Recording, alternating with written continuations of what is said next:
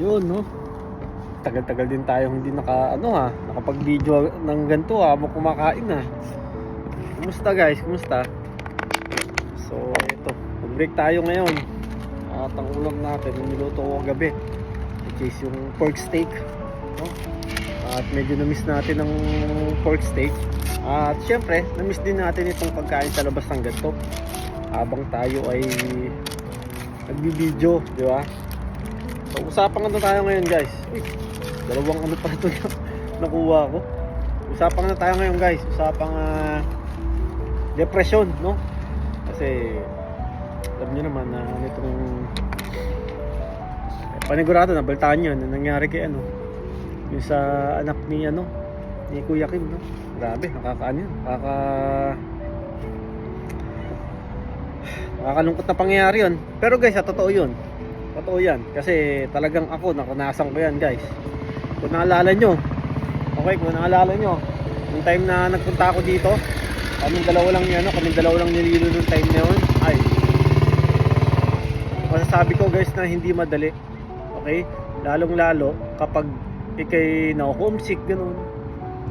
Lalong lalo kapag mag-iisa ka. Buti nga kasama ko si Lilo nung time na yun. So tinamaan ako ng depression time yun kasi sobrang homesick ako nun. Kasi nung time na yun si Jen nasa pa, 'di ba? Nasa Saudi pa nung time na yun. Kaya syempre, ako naman since ako yung nauna rito, talagang sobrang lungkot ko. Andiyan yung time na talagang gusto ko na umuwi. So nang bumalik sa Saudi. Pero yung depression na yun, sobrang depressed ko. Napakahirap guys, napakahirap. Wala ka talagang ibang makakapitan kapag ikay nasa ganung estado, kundi si Lord lang guys. Sa totoo yan, totoo. Kasi noong time na yun, talagang met na doon sa lawan dasal. Met niya, sabi ko, Lord, kayo na pong bahala. Kasi talagang napakahirap guys, napakahirap. Lalo't nung time na yun, winter pa. Isang buwan, dalawang buwan, okay lang eh. Pero kumalit 3 buwan, 4 buwan. Grabe, kasi excited pa ako nung time na yun eh. Kasi syempre, Canada, di ba? 1 buwan, 2 buwan. Pero tumama 3 buwan, grabe. Sobrang hirap, totoo talaga. Depressed. Tapos sobrang lungkot mo. Alam mo yung kaya nga guys, napaka-importante talaga na kahit minsan, kahit pag may time kayo, kumustahin nyo guys yung mga kamag-anak nyo o kailala nyo na nasa ibang bansa. Kasi hindi natin alam kung ano yung mga pinagdadaanan nila. Hindi natin alam kung anong sitwasyon nila sa ngayon. Kasi sobrang hirap ang mag-isa. Okay, lalo kapag malayo ka sa pamilya mo. Sobrang hirap. Sobra.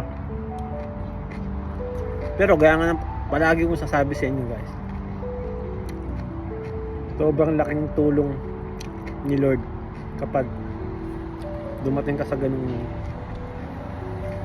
sitwasyon, no? Siyempre, laking tulong din ng pamilya, asawa, mag-anak. Kasi sila lang din guys ang kapag ugutan mo ng nakasanloob din, lalong lalo may makausap ka. Importante rin guys importante may nakakausap ka, no? Kaya totoo, sobrang hirap,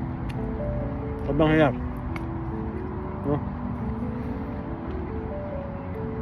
Yung nangyari naman sa anak ni Kuya Kim, wala tayong idea kung gaano kagrabe ang kanyang pinagdaanan. Pero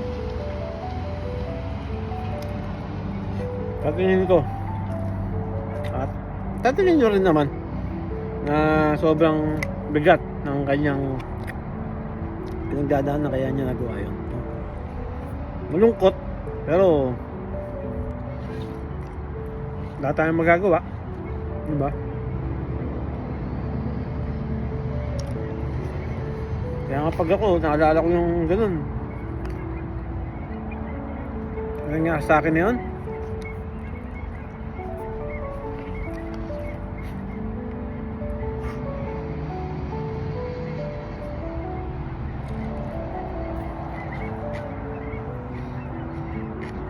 Talaga ano eh.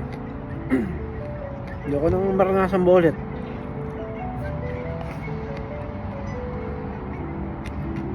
Hirap ng ano. Hirap ng malungkot. Ng ano. Ng mag-isa ka. Hirap. Sobra. Buti nga ngayon. May video call na. Facebook. Messenger. Buti may video call na. Sobrang laking tulong nun. No? Dahil lang guys. Ito. Tatapos ko ng break ko. 15 minutes ang break natin. No? Ingat kayo lahat guys ha. Basta lagi nyo kumustahin yung mga ano nyo. Mag-anak nyo. Lalo pag nasa ibang bansa. Kasi iba yung dulot ng kasiyahan nun kapag kinamusta mo sila. Kinausap mo sila. No? Yun. So yun muli. Tondo rin sa ano. Sa family ni Kuya Kim kahit na hindi pa kami nagkikita pero yun mahirap yung ganun mahirap so guys yun lang ito yung lahat God bless.